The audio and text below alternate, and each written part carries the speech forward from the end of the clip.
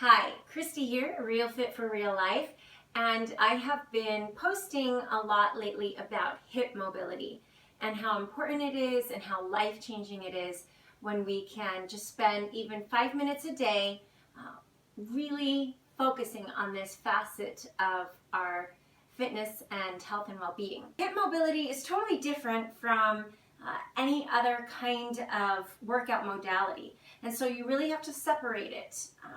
You can throw in some within a Pilates or a yoga workout or even a strength training or HIIT workout, but a lot of what we do actually tightens the hips, and while it improves other areas of fitness and strength, it can make our hips even worse and lock up even worse, especially running.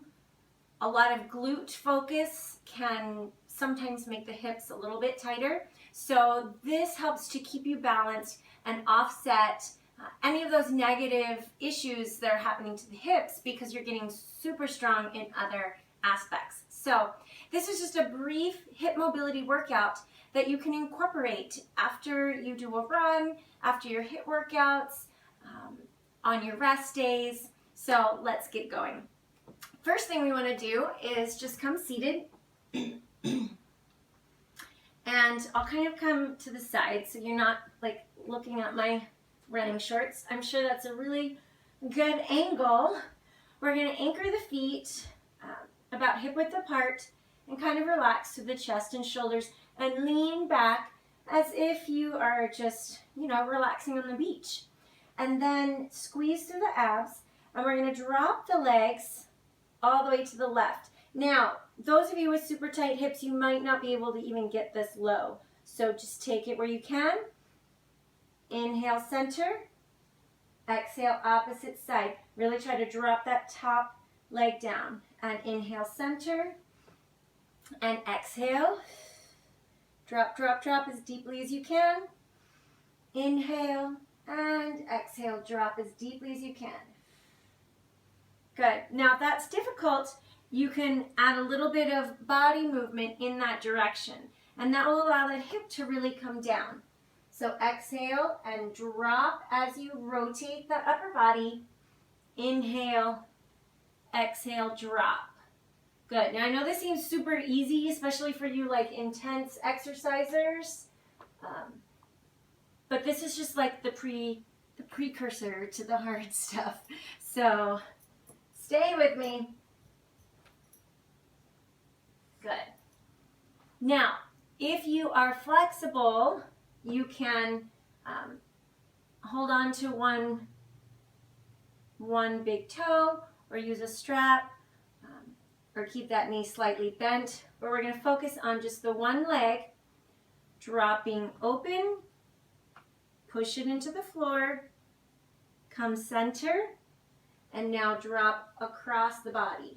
And this is harder than it looks, yes? So I look kind of dumb. I'm not maintaining my leg stretch, and that's okay. One more. To the side, and across. Push, push, push. Try to stay balanced and lift. Good. So I know that looks awkward, and I travel forward on these hip movements, so scoot back if you found yourself traveling. Okay, switch sides. This is my hamstring tear, so I'm definitely not going to get a nice long leg extension on this side. I'm just going to hold it nice and bent, kind of tucked in.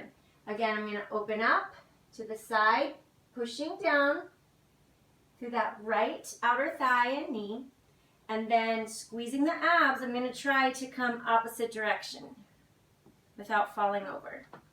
Good. And repeat one more time. Open, push it into the floor, lengthen and stretch through the spine, and then exhale across the body. You might fall over, and this might look really awkward when you're doing this, and then relax. Okay, seems pretty simple, right? Now, shake out those hips, and we're going to come just to call it the Olin Mills portrait pose. If you don't know what that is, you are not a child of the 80s and 90s.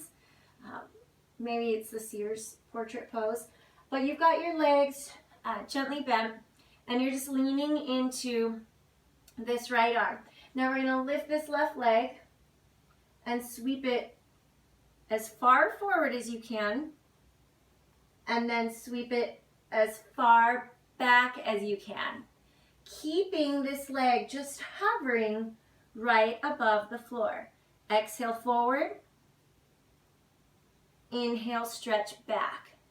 Again, this looks really easy, but if you've got hip issues, this is super challenging. Feeling a cramp right there. And squeeze it back. Push, push, push, push, push.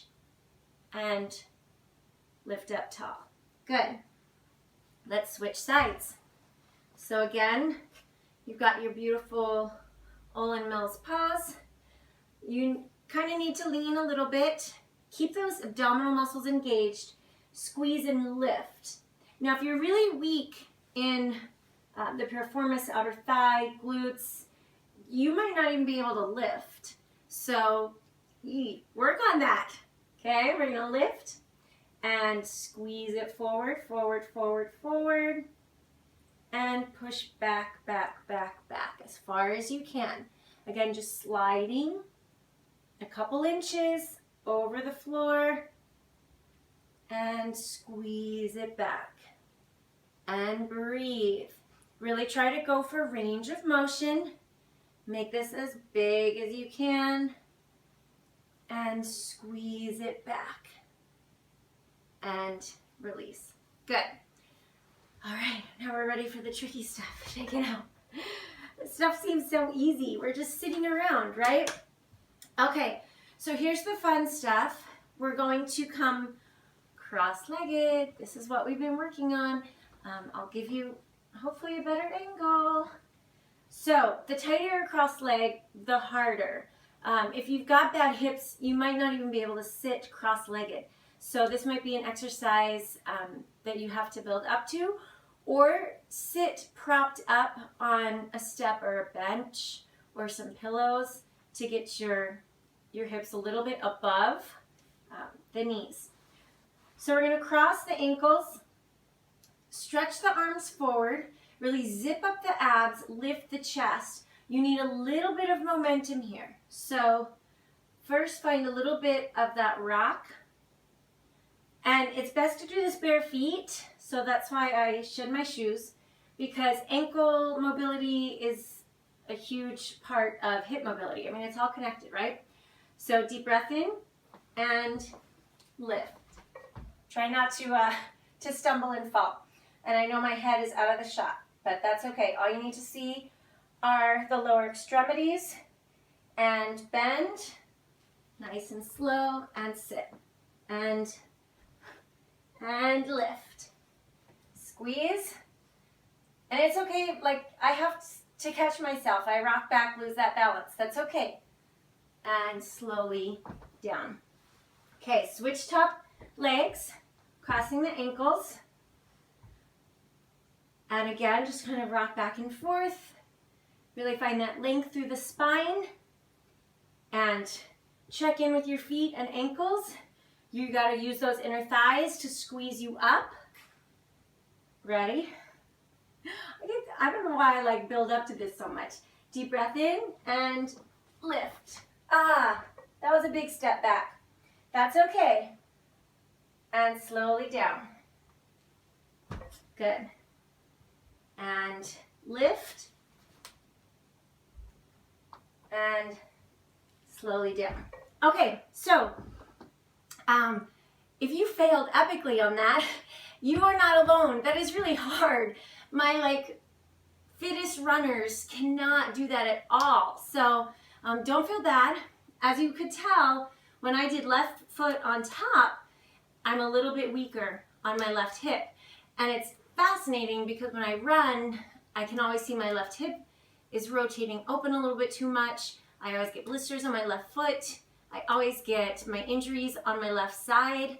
And you can see that muscle imbalance and that weakness. Even when I try to stand up, I had to take a huge step back on the landing. So it's very fascinating to see what's going on in your structure. And a lot of that is structural. So you have to work with it. That just means I have to strengthen my left side a lot more and really focus on that. Exercise number 4. Are you excited and ready? Just working like pistol prep, so you're not going to get all the way up, and that's okay.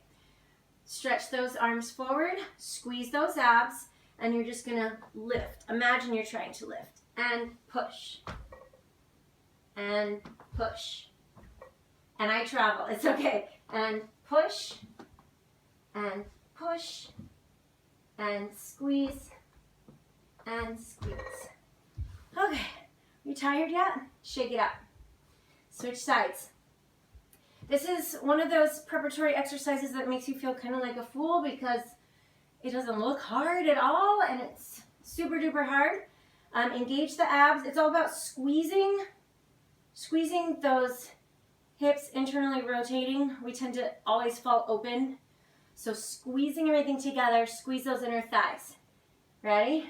And up, up, up, up, up. One more. Up and rest. Again, pay attention to any muscle imbalances you had going on with those. The goal eventually is to be able to pistol squat up into a squat. Last exercise. This is just kneeling, and I've shown this on my Instagram. Kneeling, and we're gonna come up, up, heel drop. Elevate, down, down, sit. Lift, knee, knee, heel, heel, hold. Up, knee, knee, release the ankles, sit. Tuck, tuck, knee, knee, heel, heel. Lift, lift, down, down, release, sit. And tuck, tuck, knee, knee, heel, heel. And up, knee, knee, relax. That one is harder than it looks. If you fell over, don't feel bad. Keep at it, keep practicing.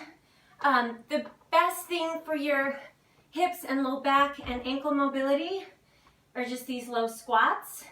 So holding for as long as you can, adding any kind of movement, walking around, taking it side to side.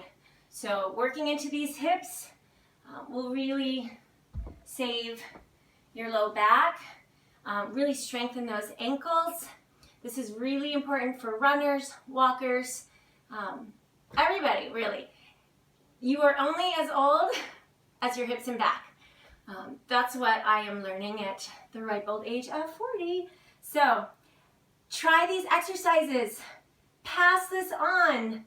Let me know how it goes. Just a few minutes a day is all you need, but you got to do it consistently because your progress, I mean, if you let it go, you're kind of back to square one. So keep at it. Thanks for joining me, Christy. Real Fit for Real Life.